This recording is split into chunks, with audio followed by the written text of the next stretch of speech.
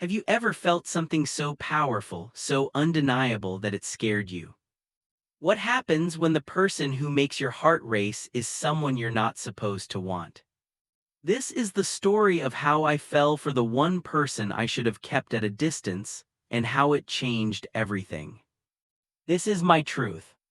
The summer heat in coastal Virginia hit differently. It wasn't just the temperature, it was the weight of it. Thick, heavy, almost like standing under a waterfall of warm honey. After 4 years in Seattle's cool rain, I'd forgotten how suffocating the southern air could be. But as I pulled my rental car into my aunt's driveway, that old humidity wrapped around me like a familiar, unwanted memory. I hadn't been home in 3 years, not since the funeral. My phone buzzed with a text from my mom. "Dinner at 6, your aunt's excited. Lucas has been asking about you all week." Lucas. Even his name made my chest tighten. We grown up together, closer than most, like brothers. He was 2 years younger, but he always felt older somehow. Calmer, more grounded. While I'd spent my teenage years lost in confusion about who I was, he always seemed sure of himself. The last time I'd seen him was at his father's funeral. He'd been quiet, hollowed out by grief, and I'd left too soon before either of us could really talk.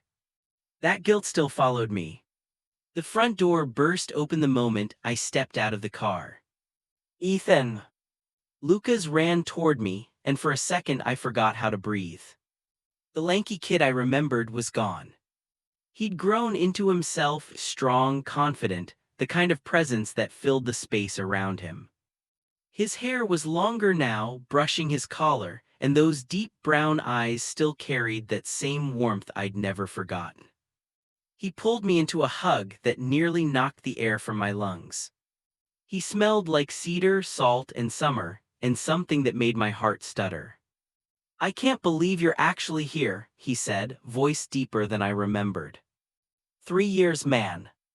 "I know, I'm sorry," I said, the words feeling small compared to everything between us. He stepped back, still gripping my shoulders. "You look good, Seattle treating you right." "Yeah, it's been different, you look good too," I said, smiling. He laughed, a warm, low sound that hit me right in the chest. "Guess running the marina builds more muscle than college ever did." My uncle's boat shop. Lucas had taken it over after the funeral, dropping out to keep the family business alive. Mom had always said it was a waste, that he could have done anything. But standing there, seeing the quiet pride in his face, I realized he was doing something that mattered. "Come on," he said, grabbing my suitcase before I could protest. "Mom's been cooking all day." Dinner was loud and warm, the kind of chaos only family brings. Laughter, stories, too much food. For the first time in years, I felt something inside me loosen. This house, this smell, this noise, it was home again. Across the table, Lucas moved easily through the room, making sure everyone was okay, smiling that small, familiar smile.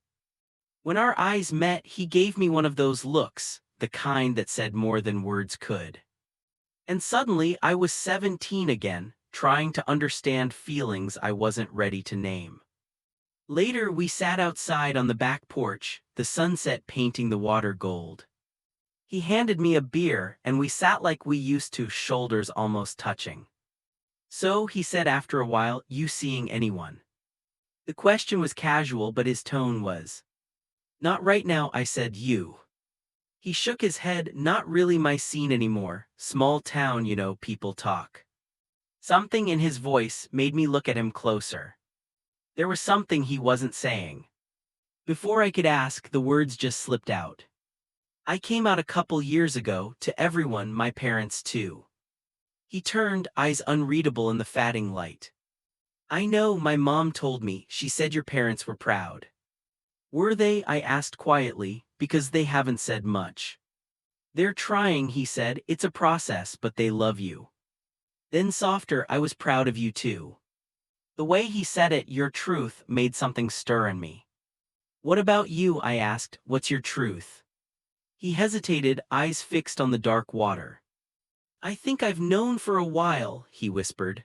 But after Dad died, I couldn't. Mom needed me to be strong to take over, to be the man of the house. And around here, he gave a small, broken laugh. You can't really be that and still be yourself.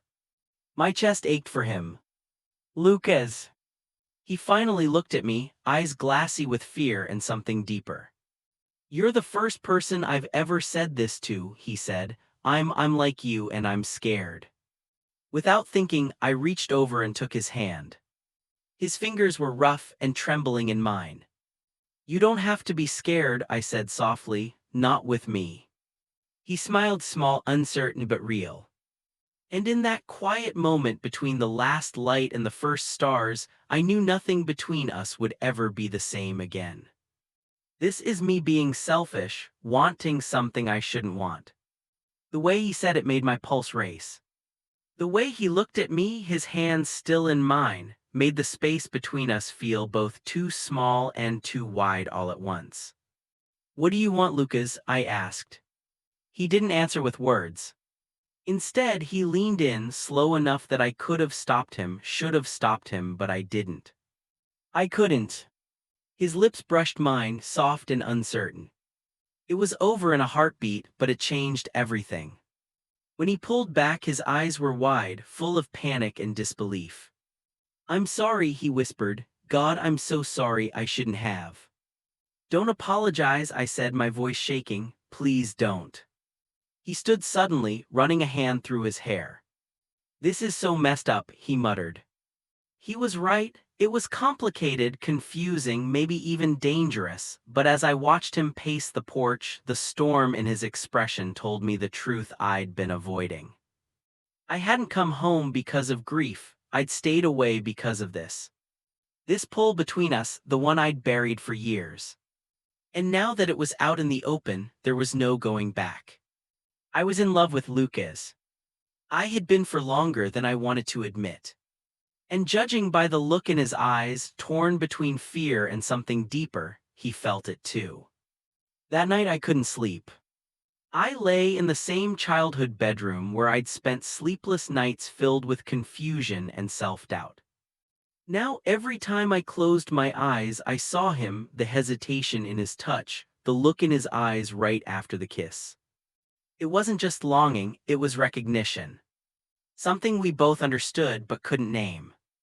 My phone buzzed on the nightstand. A message from Lucas. Can't sleep, meet me at the dock. I was out the door before I could second guess it.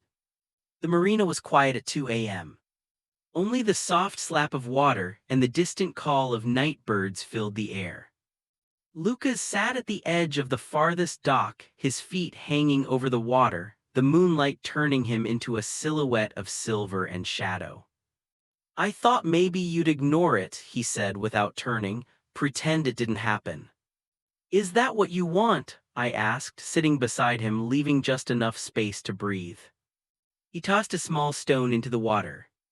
I don't know what I want, he said quietly. Then, after a pause, that's a lie, I know exactly what I want, I just don't know if I'm allowed to. Lucas.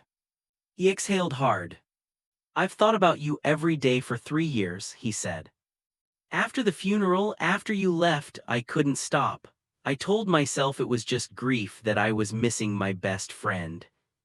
But when your mom said you'd come out, I realized I wasn't confused anymore. I was finally honest with myself. My chest ached. Why didn't you tell me? He looked at me then, eyes glistening under the moonlight. Because you're my best friend, he said, because this isn't some story where we just throw everything away and hope it works out. If anyone found out, they'd never understand, and I can't hurt the people I love again. He was right. The complications were endless. But sitting next to him, close enough to feel the warmth radiating from his skin, none of that seemed to matter. So what do we do now? I asked softly. Pretend this never happened. He shook his head. I don't think I can do that anymore. He turned to face me fully, eyes raw and honest. You're here for 2 weeks. After that, you go back to Seattle and I stay here. Maybe we can figure out what this really is before you leave." 2 weeks, I repeated. It sounded both too long and not long enough. 2 weeks, he said again, his voice steadier now. Let's see if this is real, and if it is, we'll deal with it when the time comes. Then he reached over and laced his fingers through mine, a quiet, grounding gesture that felt more intimate than any kiss. We sat like that for hours, watching the stars drift across the sky, sharing everything we'd been too afraid to say before. He told me about life after his dad's death, the weight he carried, the expectations, the loneliness. I told him about Seattle, the freedom and the isolation, the connections that never quite fit. And somewhere in those hours, I realized the missing piece had been here all along. When the horizon began to glow with the first light of dawn, he squeezed my hand gently. "Stay with me today, help out at the marina, I just want you around, is that okay?" "More than okay," I said. By sunrise, the marina was alive, gulls calling, boats rocking, people shouting greetings across the docks. Lucas moved through it all like he belonged to the water itself. Every gesture, every word, carried quiet confidence. Watching him work, I felt something settle in my chest, the calm after years of storm. "Stop starring," he said without looking up from the boat engine he was fixing, though I could hear the smile in his voice. And for the first time in a long time, I smiled back, unguarded, unashamed, completely alive. "Can't help it," I said with a laugh. "You're good at this." "Yeah," he replied, glancing up at me with grease smudged across his cheek. "You sound surprised." "Not surprised," I said, "just impressed. You really found your place, Lucas. That's not easy." Something shifted in his expression, soft, almost vulnerable but proud. "Thanks," he murmured, "that means a lot actually." Over the next few days, we fell into an easy rhythm, working together at the marina during the day, having dinner with everyone in the evening, and stealing quiet moments whenever we could. We were careful around others, always keeping things casual, but when it was just us, it felt like finally being able to breathe again after years underwater. We didn't kiss again, not right away, but the tension grew between us like a summer storm, silent, heavy, and inevitable. Every brush of his hand felt deliberate. Every shared glance lingered too long. Sometimes I caught myself staring at his mouth, remembering how perfect it had felt against mine. On the fifth night, after another family dinner, we took his boat out on the bay. The sun was sinking behind the horizon, painting the sky in orange and violet fire. Lucas cut the engine in a quiet cove where the only sounds were the water against the hull and the distant cries of seabirds. "This is where I come when I need to think," he said, settling beside me, "where I came after Dad died and after I realized what I was feeling for you." He hesitated, then added quietly, "It's beautiful, you're beautiful." The words hung between us, simple, devastating. I turned toward him and the look on his face stopped my breath. There was no hiding anymore, no pretending, just honesty, raw and trembling. "I know this is crazy," he whispered. "I know there are 1,000 reasons why we shouldn't, but Ethan, I've spent 3 years trying not to feel this, trying to convince myself it would fade. Then you showed up and I realized I don't want it to fade. I don't want to lose this. I don't want to lose you." I should have reminded him of all the complications. The family, the expectations, the distance, the impossibility of a future together. But looking into his eyes, seeing my own fear and longing reflected back at me, I couldn't. "I want you too," I admitted softly. "God help me, I want you too." This time, when we kissed, it wasn't hesitant. It was hungry and real, 3 years of silence breaking all at once. His hands slid through my hair, pulling me closer, and I held him like I could stop time itself. When we finally broke apart, foreheads resting together, hearts racing, he whispered, "What are we doing?" "I don't know," I breathed, "but I don't want to stop." He nodded. "We can't tell anyone, you know that, right, if they found out." "I know," I said. The secrecy felt heavy, but it didn't feel shameful. For once, it felt like we were protecting something sacred. 2 weeks, he said, that's all the time we have before you go. Then let's not waste a single moment. As the stars rose above us and the boat rocked gently on the dark water, we held each other and pretended that 2 weeks could be enough, that when it ended, we could somehow go back to being just friends. We both knew it was a beautiful lie, but for now, the lie was the only truth that mattered. The second week arrived too soon.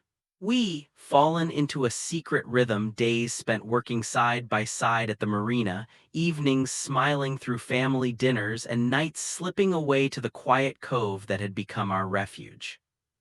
There, under the stars, we shared everything, his loneliness running the business, the pressure to live up to his father's legacy, my own hollow life in Seattle that looked perfect on paper but felt empty inside. We talked about our childhood, the time we got lost in the woods and weren't afraid because we had each other, the Christmas he stood up for me when someone made a cruel comment. "I think I've been protecting you my whole life," he said one night as we lay tangled together in the small cabin. "Maybe we've been protecting each other," I whispered. "Maybe that's what this has always been." But protecting each other also meant hiding, and the weight of hiding was slowly breaking us. It came to a head on the 12th night. There was a big family barbecue at my parents' house, laughter, kids running around with sparklers, the smell of grilled food in the air. It should have felt warm and safe. Instead, it felt suffocating. I was helping my dad at the grill when one of our family friends, a little tipsy from wine, cornered me. "It's so nice to see you and Lucas reconnecting," she said, smiling. "You two were always so close, like brothers." Like brothers. The words hit me like a punch to the chest. "Yeah, I managed. It's been good to see him again. He's had a hard time since his dad passed. I think being here, it's helped." She smiled and squeezed my arm. "Family's everything, you know, no matter what else changes." Her words stayed with me long after she walked away. I excused myself and found Lucas standing alone by the fence, staring into the distance. Even from across the yard, I could see the tension in his shoulders. "We need to talk," I said quietly when I reached him. "I know." We slipped away to his truck, driving with no destination until we ended up back at the marina, the place where it had all begun. He parked, turned off the engine, and for a long moment neither of us spoke. "I can't do this," he finally said, voice rough. "I thought I could, thought 2 weeks would be enough, that we could just have this and then go back to normal. But Ethan," he turned toward me, eyes bright with tears, "you leave in 2 days and I don't know how I'm supposed to pretend we're just friends after this. How am I supposed to watch you get on that plane and act like my heart isn't breaking? Then don't let me get on that plane." "What are you saying? That we tell everyone, that we risk everything for a relationship people might never understand?" "I'm saying maybe what we have is worth fighting for," I said, grabbing his hand. "Lucas, I'm in love with you not because it's forbidden or exciting, but because you're kind and strong and brave. Because you make me laugh, because when I'm with you I finally feel like I'm home." He stared at me, his breath shaking. "You're in love with me?" Completely, terrifyingly, absolutely. A tear slid down his cheek. "I love you too, God, I love you so much it scares me." "Then stop being scared, come to Seattle with me." He blinked. "What?" "Come with me, we can start over, a life where we don't have to hide, where no one cares about where we came from or how people might judge. Just us, free to be who we are." "I can't just leave the marina, my mom." "Your mom wants you to be happy, Lucas. You've been holding this place together for 3 years. You've proven yourself 100 times over. Hire a manager. Let her oversee things. You deserve more than a life spent standing still." He looked away, torn, longing flickering in his eyes. "What about everyone else?"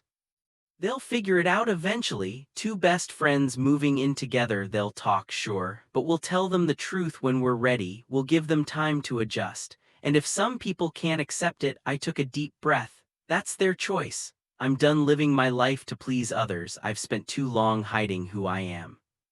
He was quiet for a long time. Then softly he said, "I'm terrified." "Me too," I admitted, "but I'd rather be scared with you than safe and lonely without you." He kissed me, deep, desperate, pouring everything he couldn't say into that moment. When we finally pulled apart, he rested his forehead against mine.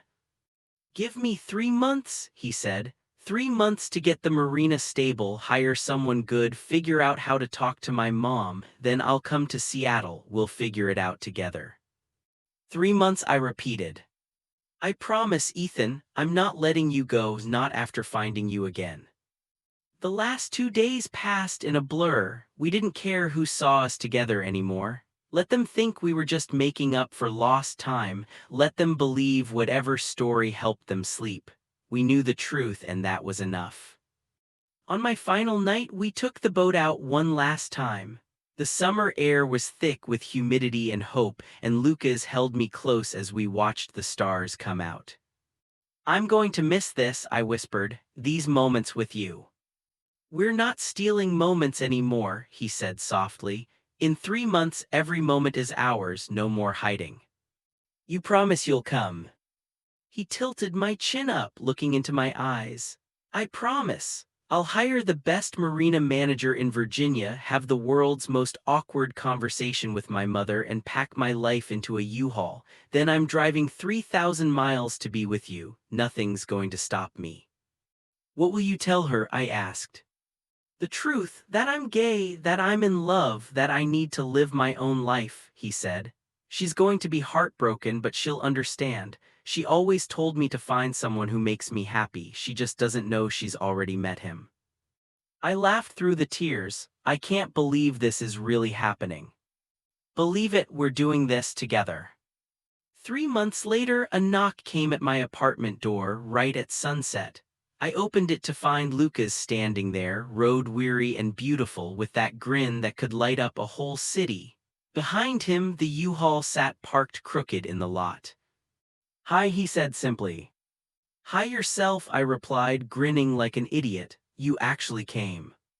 Did you doubt me?" "Not for a second." He dropped his bag and pulled me into his arms, kissing me right there in the doorway where anyone could see, and I didn't care. When we finally broke apart, he whispered, "I told her, about us, about everything." My heart stopped. "What did she say?" "She said she'd suspected for a while. She said she just wanted me to be happy." His voice cracked, eyes glistening. "And then she said family isn't about blood, it's about love, that if you're who I choose, then you're family in every way that matters." "She's okay with it." "She is. She wants to meet you officially." I could barely speak. I just held him close, this brave, beautiful man who'd driven 3,000 miles to build a life with me. "Welcome home," I whispered. "Home," he repeated softly, smiling. "Yeah, that's exactly what this is." We stood in the doorway, holding each other as the Seattle sun dipped low, painting the sky gold and pink. We knew the road ahead wouldn't be easy. There would be conversations, judgments, people who wouldn't understand. But as Lucas kissed me again, slow and certain, I realized something simple and true. We weren't just two people fighting the odds. We were two souls who chose love over fear, and that's a choice worth everything. Thank you for watching my story. If it touched your heart, please like, subscribe, and share your own experiences in the comments. Remember, love is love, and your truth matters.